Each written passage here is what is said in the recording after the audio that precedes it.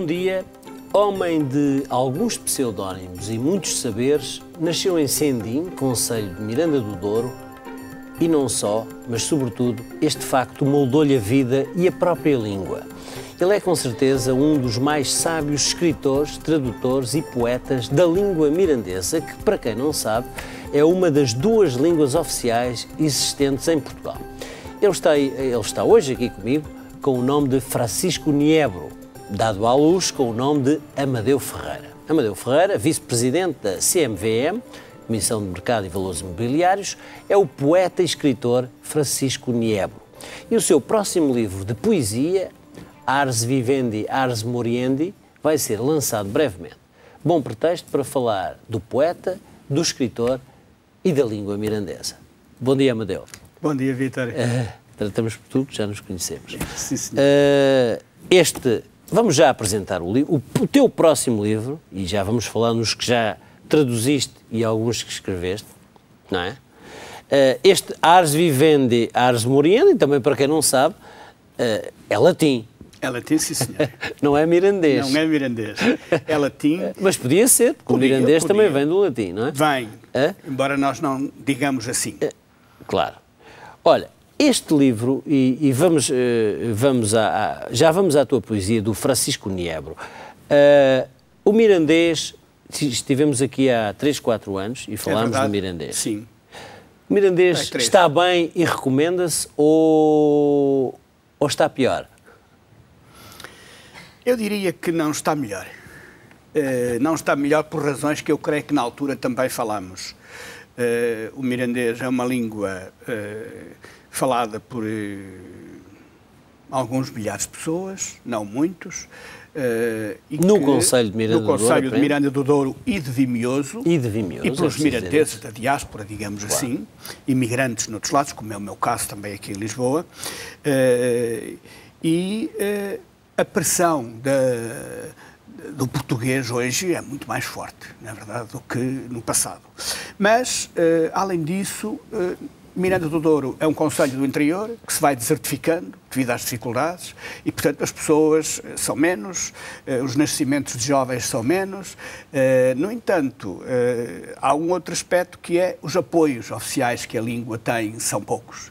E, portanto, tirando o ensino, que há um ensino, já lá vamos, que é dado nas escolas oficiais de Miranda do Douro, mas como disciplina de opção, com uma aula por semana, que é muito pouco.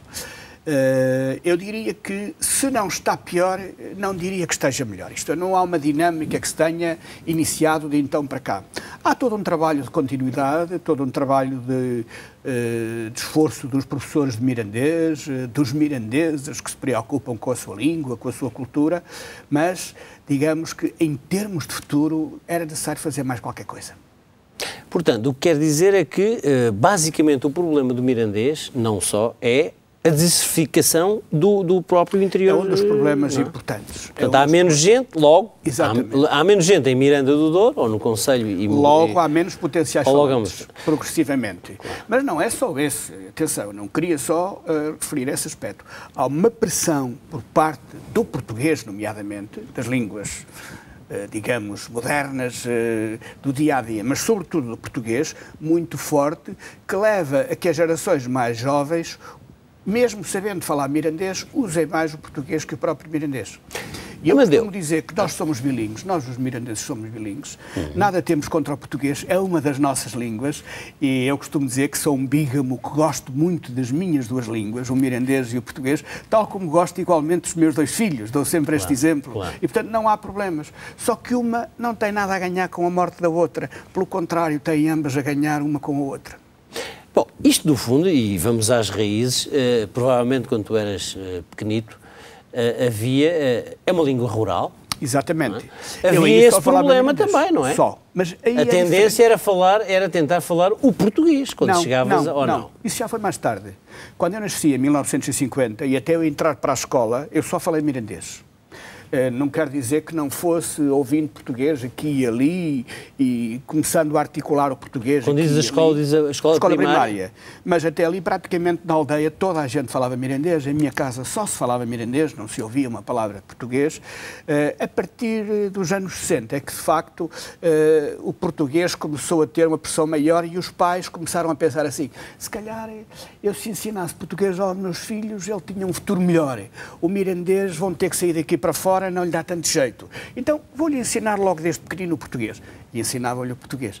E isso levou a que o mirandês entrasse em perda. Como sabes, eu vou muito à África e gosto da África.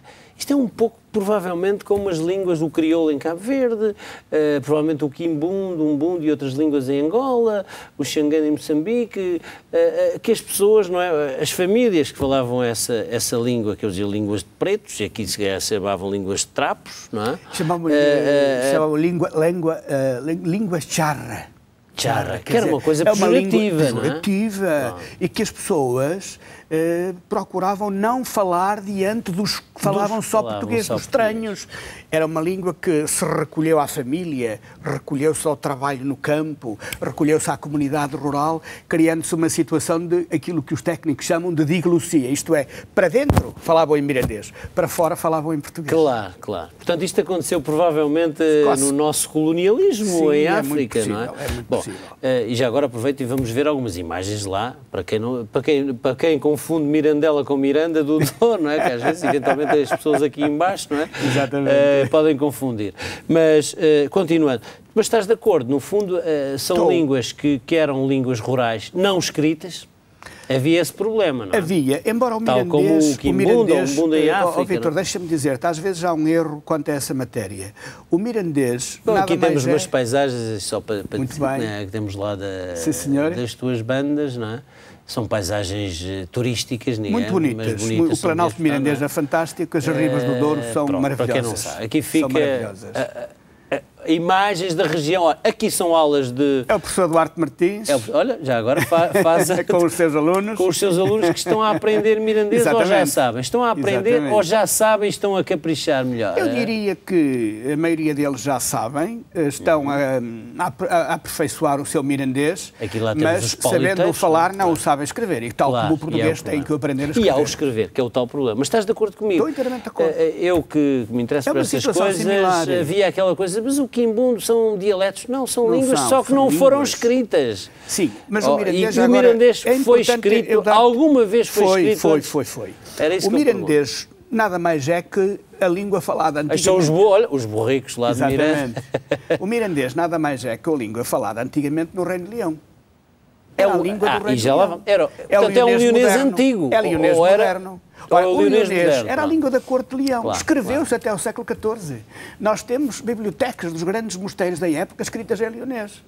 Que são relativamente parecido com o atual, com o que tu escreves, e já vamos exatamente, aqui. Muito parecido com o mirandês atual.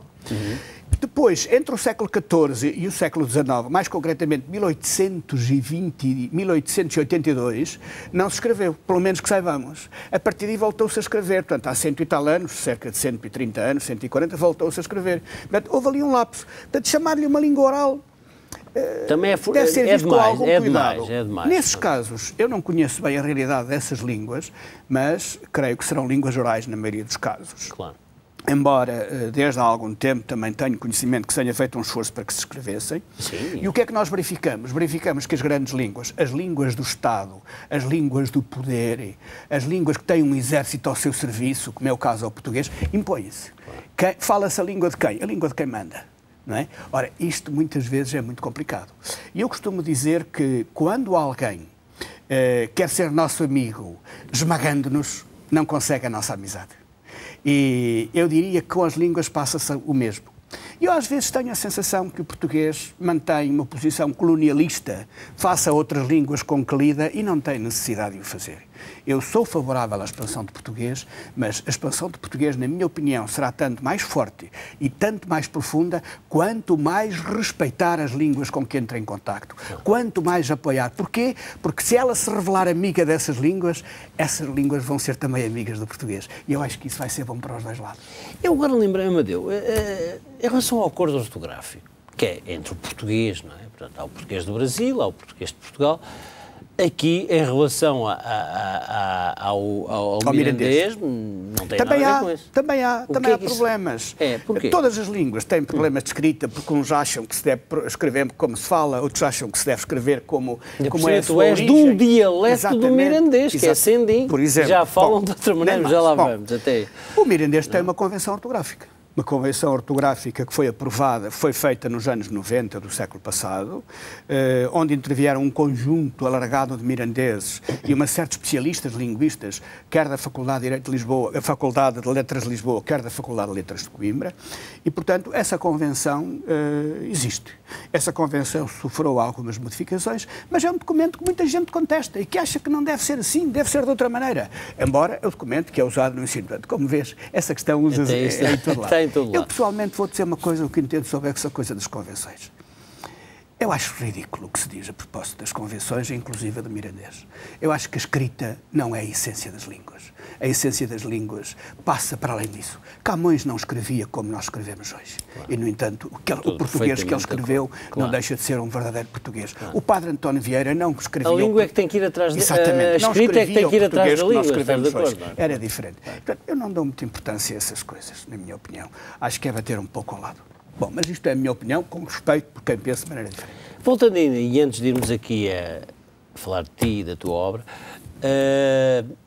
voltando ainda a alguns pormenores que muita gente não sabe, continua sem saber, e provavelmente, como tu disseste, estivemos aqui há uns anos e hoje, como tu disseste, não sei como é que usaste a expressão, foi que não está melhor, mas também não está pior, mas também não está melhor. Não está melhor, exatamente. Portanto, há uma situação de algum impasse em termos de iniciativas novas que devam ser tomadas. Claro. Portanto, mas recapitulando, o mirandês é, eu ia dizer a segunda língua, não é? Não, é uma das duas línguas. É uma das duas línguas, que se fala em Portugal, reconhecida por uma Europa, lei da Assembleia da República, aliás, aprovada por unanimidade e aclamação. É a Lei 7 de 99, de 21 de janeiro. Bom, portanto, essa língua fala-se lá. Neste momento, tu dizes, há bocado não falaste em coisas, mas podemos dizer 20, 30 mil pessoas? Não, menos.